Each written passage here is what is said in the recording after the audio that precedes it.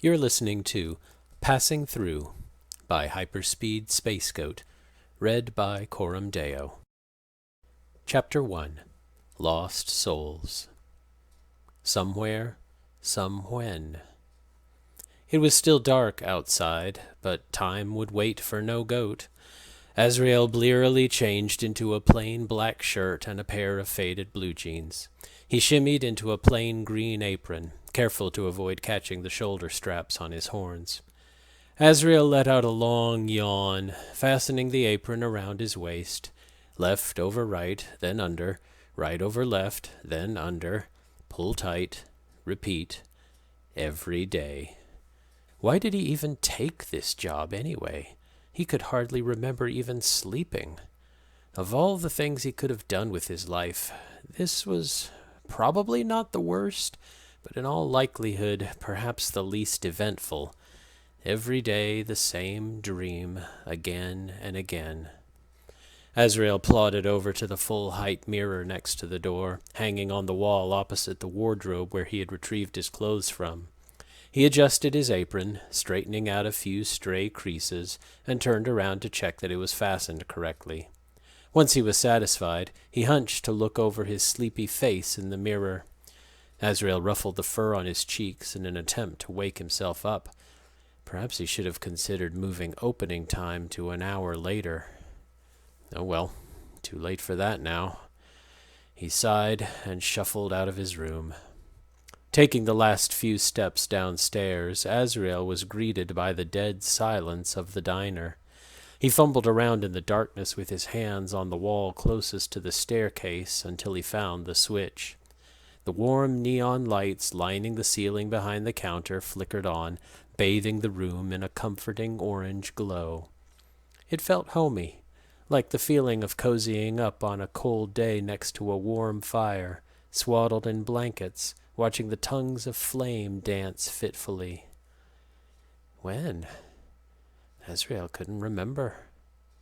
He tore himself from his daydream and glanced at the clock on the wall. 6 o'clock on the nose. Not too much longer until they opened. Asriel drew in a breath and gently slapped his cheeks to wake himself up. Best get to it then.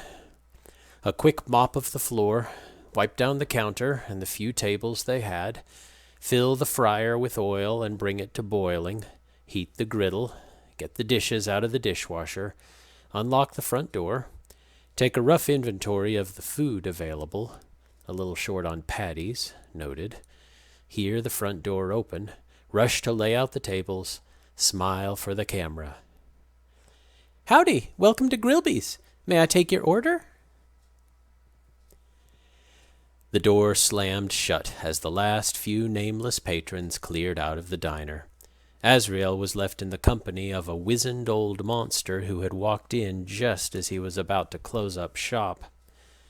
Asriel sighed to himself. It had been a rather slow day, anyway. Another customer wouldn't hurt, or so he had thought. For what felt like an hour, he was drowned in a torrent of half-remembered stories of people he'd never met and places he'd never seen, from a time he never thought existed. The monster felt familiar and comfortable, like a long-forgotten friend, and had an annoying knack for forgetting the rest of his stories just as soon as they began to get interesting. Still, this was probably the most entertaining conversation he had had in ages. Not that that was much of a bar to clear. The monster scratched the wisps of hair on his chin. "So, young man, have you ever met the king?" The question snapped Asriel out of the trance he had fallen into while listening to the old monster's endless ramblings. He drew a sharp breath and rubbed his eyes, blinking away the comfortable haze that had settled over his mind. "Oh, nope," Asriel replied, shaking his head. "Never met him. Never seen him before." "Huh. Strange. He's the type that gets around a lot. King of the people, they say. Even gives presents to the little kids. A big, friendly guy. Golden hair, beard. You really never seen him before?" Asriel wiped down the counter with a worn purple rag. "Don't know who you're talking about. Sorry. This place must be too squalid for his royal tastes. Well, I'm sure he'll come by at some point. You know, the tortoise monster said, waggling his fork at Asriel, he's an old friend of mine. Spent a lot of time with him when he was a young'un. Trained him, too. My second best student. I'm real proud of him. Asriel rolled his eyes. As expected of the great hammer of justice himself. Best friends with the king, huh? What's next? Did you go on a date with him or something? Ha! Got a real sharp tongue on you, don't you? Gerson barked. Nah, kid, I'm too cheap for that. He leaned forward slightly, supporting his chin with a scaled hand and raising an eyebrow. Why? You jealous? Asriel, who had just started on a cup of water, nearly spat out his drink. What? He choked out between coughs. Of course not. No way. Gerson sighed. Good times. Well, I'm sure you had your fill of me yapping. So, kid, how long you been working here? Asriel swallowed the last of his water and scratched his head. I don't remember, to be honest. It's felt like it's way too long already. Part-timing? Asriel snorted. Oh, how I wish I was only on part-time. Then I wouldn't have to deal with both opening and closing this stupid place. That's the worst part of running this diner, you know. There's always so much cleaning and prep work to do. Yeah, no need to feel so down, kid. You'll get out of here someday, I'm sure. I know it. Asriel shrugged indifferently. He didn't see anything changing anytime soon. If you say so. The old tortoise methodically cut off another small slice of his omelet and chewed on it, washing it down with some orange juice. At the rate of which he was going, the meal would take at least another hour. Asriel groaned quietly, slouching over the dull orange countertop and resting his weight on his arms. His legs were already killing him from standing all day. Asriel's weariness must have been readily apparent, as the tortoise's face immediately scrunched up in concern. You doing okay, kid? Long day? He asked. Yeah, you know, the usual, Asriel said with a long sigh. The days always felt far too long at the diner. Work was monotonous and mind-numbing, day in and day out. For the most part, his customers rarely ever talked to him, apart from giving him their orders, or to complain that their food was too slow. On a regular day, he usually didn't have time for anything but a quick lunch. Say, why don't you come over and take a seat here? The tortoise monster said. He gestured at the empty chair across from him. Asriel hesitated. No need to be so antsy. I promise this old coot won't bite. He opened his mouth and tapped a cheek with his finger, baring his non-existent teeth. Not that I even could! Asriel finally relented, slowly making his way around the counter. He sat down at the table, fidgeting uncomfortably. The monster reached into his breast pocket and pulled out a small, rectangular bronzed tin, proffering it to Asriel. Mint? You look like you could use one. No, it's fine. Suit yourself, the tortoise replied, placing the tin back into one of his many pockets. So, tired of your job, I take it? Asriel raised his hands to either side in an exaggerated shrug. Could it possibly have been that obvious? Who knew? You want to talk about it? I have a choice here? Of course you do. Besides, you already did. That wasn't the response that Asriel had expected.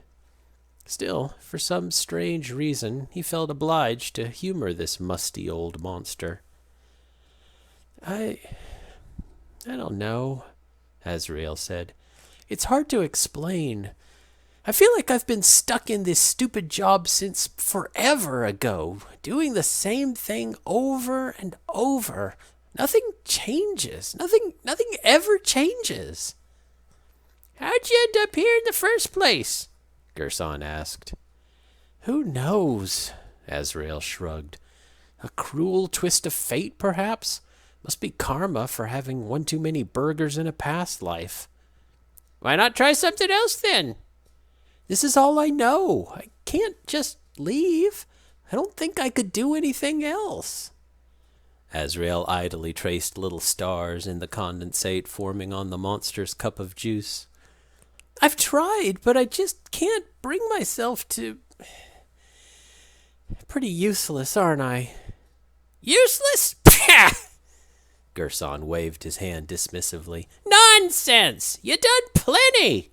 I'm plenty happy right now, aren't I? It's my job. I'd be out of business in no time otherwise. Ah! Gerson exclaimed. Job or not, you should be more proud of yourself, you know. Running this place all by yourself, that ain't no easy task. That's an accomplishment in my book. Food's great, too. Always a plus. Asriel let loose a little sigh. Accomplishment? He hadn't felt any of that. Anything, really, in ages.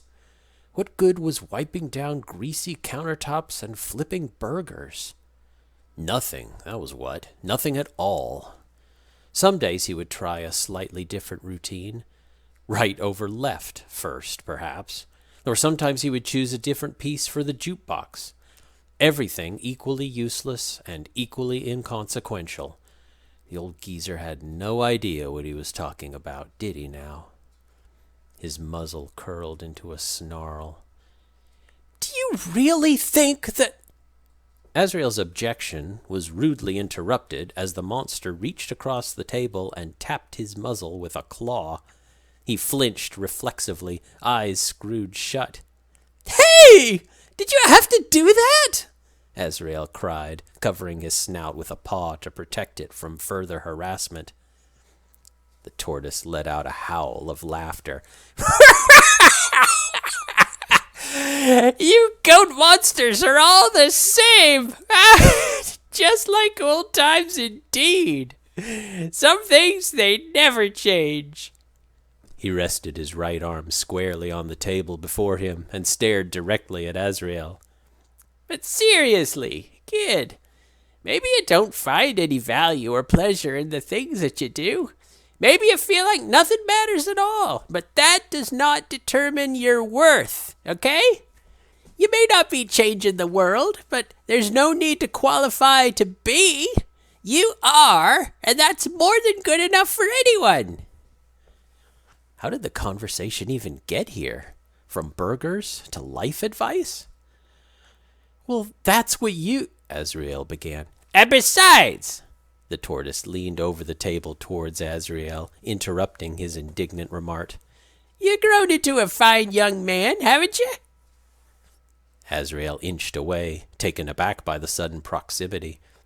The monster lowered his voice to a conspiratorial whisper and leaned in even further. And quite the looker, I might add. He gave a little wink and clicked his tongue. Asriel flushed a dusty pink and shrunk into his seat, but before he could stammer out a retort, the monster flicked his snout with a claw and grinned. Asriel let out a surprised bleat and glared at him from across the table, paw once again protecting his wounded dignity. The monster thundered in response.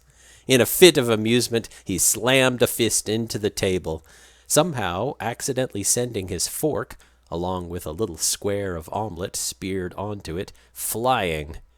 They both watched, enrapt, as the rogue utensil soared through the air, clearing the countertop by at least 2 feet as it made its daring escape from the endless monotony of its egg-filled existence. Freedom, Asriel thought, at last. The fork landed squarely in the sink. Maybe not today. An awkward silence ensued, shortly before being interrupted by another series of uproarious howls and table pounding. Asriel moved hurriedly to stabilize the orange juice before it too decided to break from its plastic prison. "Are you always like this?" Asriel huffed in exasperation, releasing his grip on the juice.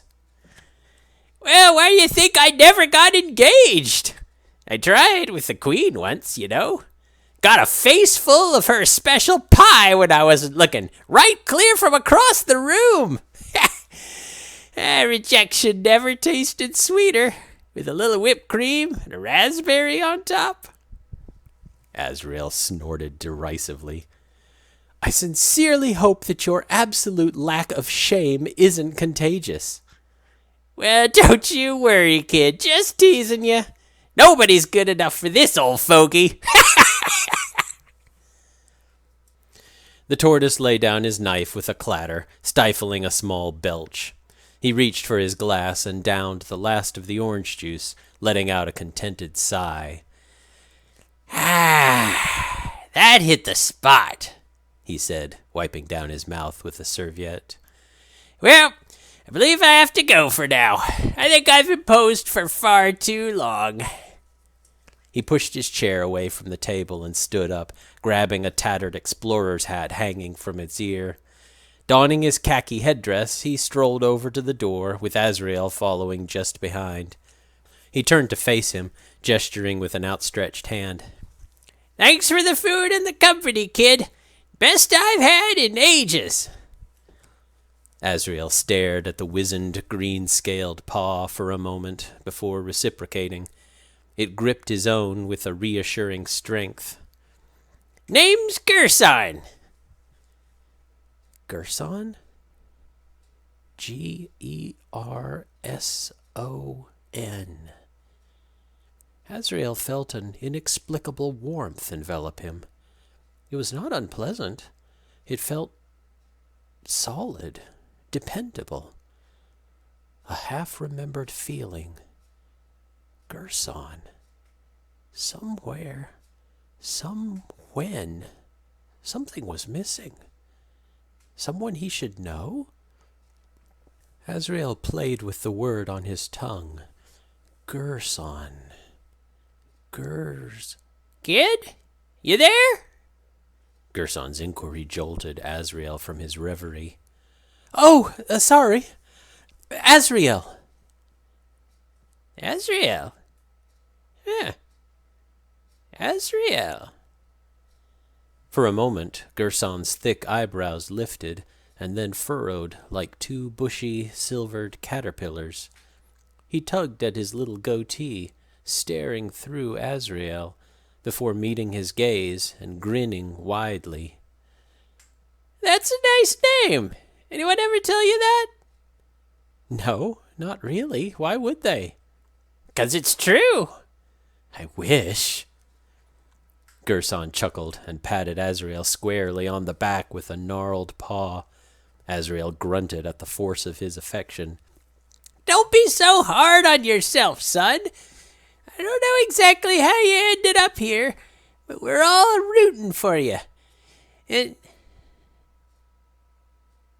And?